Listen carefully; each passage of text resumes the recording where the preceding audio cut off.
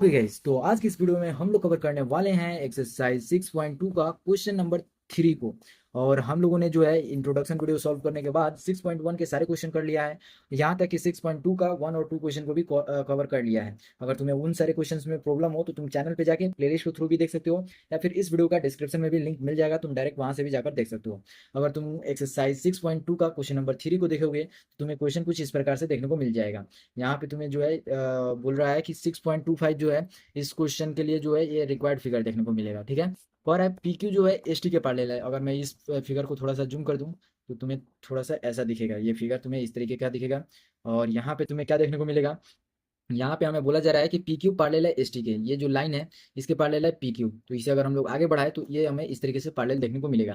देखो इस तरीके से जब भी क्वेश्चन देखो, ये जो ऐसा कुछ देखने को मिले फिगर ऐसा वगैरह, तो इसे ऐसे बढ़ा दो, ऐसे अगर देखने को मिलेगा फिगर तो इसमें जो है तुम यहाँ से कंस्ट्रक्शन भी कर सकते हो और यहाँ से भी कंस्ट्रक्शन करके बना सकते हो। ठीक है, इस तरीके के क्वेश्चन को मैं बता रहा हूँ। ठीक है, तो इसे हम लोगों ने आगे बढ़ा दिया। फिलहाल अभी क्वेश्चन को समझते हैं कि क्या कह रहा है। कह रहा है पी क्यू आर जो है हमारा ये वाला एंगल, ये हमें 110 डिग्री दिया हुआ है। और एस आर एस टी जो है ये वाला आर एस टी, ये हमें 130 डिग्री दिया हुआ है। तो हमें सिंपली बताना है कि क्यू आर एस जो होगा ये वाला एंगल कितना होगा। अगर तुम देखो तो दूर दूर तक तुम्हें इन दोनों कोई का रिलेशन तुम्हें देखने को नहीं मिलेगा क्यू आर एस के साथ। तो इसके लिए तुम्हें थोड़ा सा कंस्ट्रक्शन वगैरह करना पड़ेगा। अगर तुम इस लाइन को थोड़ा सा और आगे बढ़ा दोगे, ऐसा है जैसे कि मैं यहाँ पे थोड़ा सा इसे कंस्ट्रक्ट करके दिखा दे रहा हूँ तुम्हें, ऐसे हम लोगों ने थोड़ा सा आगे बढ़ा दिया। ठीक है, तुम चाहो तो इसे ना बढ़ा के तुम यहाँ पे भी एक कंस्ट्रक्शन कर सकते हो, कोई दिक्कत नहीं है। बहुत ही आसानी से सारे वैल्यू से सॉल्यूशन तुम्हें देखने को मिल जाएगा। अगर तुम ऐसे बनाते हो तो और जल्दी निकल कर आ जाएगा आंसर तुम्हारा।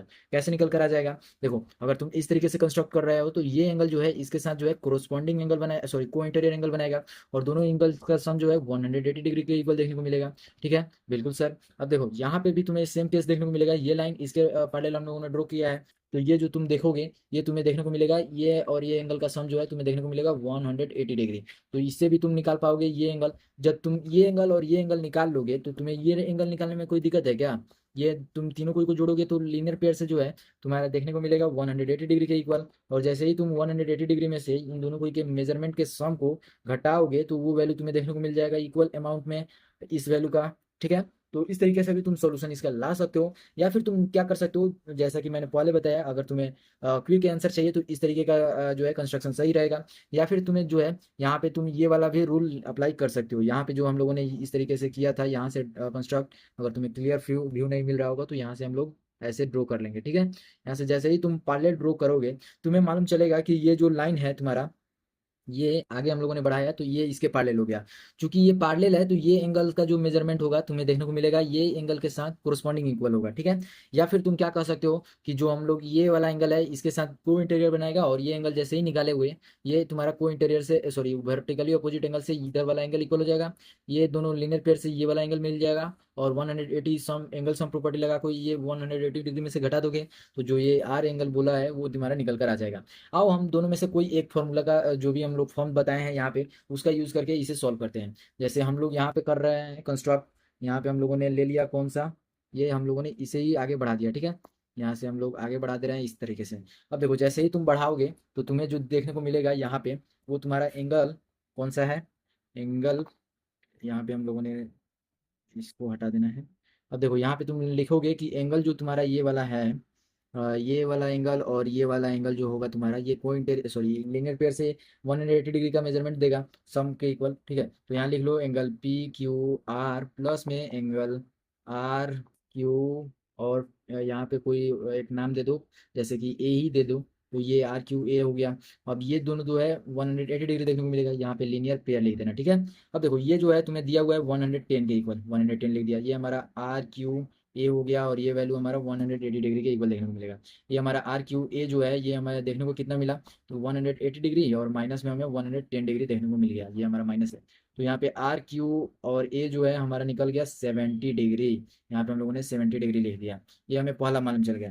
दूसरा देखो, अब यहाँ देखो जरा इस केस में जो है हम लोगों ने जो फिगर तुम्हें पहले जितना भी हम लोगों ने रफ स्केच में समझाया था उसके अनुसार से अगर तुम देखो इस केस के लिए, तो यहाँ पे हम लोग एक बार फिर से एक बार यहाँ से हम लोगों ने कंस्ट्रक्शन कर दिया। देखो अब तुम्हें क्या देखने को मिलेगा कि जो वैल्यू तुमने यहाँ पे लिया था, यहाँ पे ये वाला वैल्यू इसके इक्वल कोरस्पॉन्डिंग से मालूम चल जाएगा, और जैसे ही ये तुम्हें कोरस्पॉन्डिंग से मालूम चलेगा तो ये लीनियर पेयर बनाएगा और 50 डिग्री मालूम चल जाएगा 180 डिग्री से घटाने के बाद। तो आओ जरा उसको जल्दी से लिख लेते हैं। यहाँ पे हम लोगों ने क्या किया कि एंगल जो हमारा था टी एस, और यहाँ पे हम लोगों ने ए माना था और ये हम लोग बी मान ले रहे हैं, ठीक है। तो ये वैल्यू हमें देखने को मिलेगा टी एस ए जो होगा हमारा टी एस ए, वो हमारा प्लस में हो जाएगा एंगल, सॉरी ये हमारा इक्वल हो जाएगा यहाँ पे, ये हमारा इक्वल हो जाएगा एंगल बी ए आर के, और ये जो वैल्यू है ये हमें कैसे इक्वल देखने को मिलेगा, तो कोरस्पॉन्डिंग एंगल्स से, ठीक है। अब देखो यहाँ पे हम लोग क्या करेंगे कि जो भी वैल्यू हमें मालूम चला था ये वैल्यू हमारा कितना के इक्वल हो जाएगा 130 डिग्री। तो ये वैल्यू हम लोग लिखेंगे angle Q A R plus में जो एंगल है हमारा बी ए आर, उसे हम लोग अगर जोड़ दें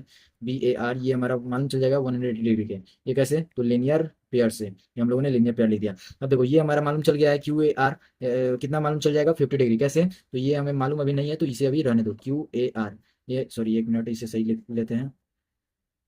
और ये हमारा क्यू ए आर प्लस में जो है ये वैल्यू हमें मालूम चल गया है 130 डिग्री, और ये वैल्यू हमारा 180 डिग्री ये रहा। अब देखो ये हमारा जो एंगल है क्यू ए आर ये हमारा यहाँ पे निकल कर आ गया है 180 डिग्री माइनस में 130 डिग्री, और यहाँ से हमें एंगल क्यू ए आर जो है वो हमें देखने को मिलेगा 50 डिग्री के इक्वल। अब जैसे ही तुम्हें ये एंगल और ये एंगल मालूम चल जाएगा तो तुम ये जो एंगल ट्राइंगल बनते हुए दिख रहे हो, यहाँ पे जो ट्राइंगल बनते हुए दिख रहा है तुम, उसमें तुम एंगल सम प्रॉपर्टी लगा दोगे। तो एंगल सम प्रॉपर्टी क्या बताता है कि जैसे ही हमें मालूम चलेगा कि दो एंगल का मेजरमेंट मालूम कितना के भी इक्वल मालूम चल जाएगा, तो उसे जब हम लोग 180 डिग्री में से दोनों को के सम को घटाएंगे तो हमें तीसरा एंगल मालूम चल जाएगा। तो वही हम लोग यहाँ पे लगाएंगे। सबसे पहले लिख लेते हैं इन ट्राइंगल, कौन सा ट्राइंगल है, क्यू आर ए।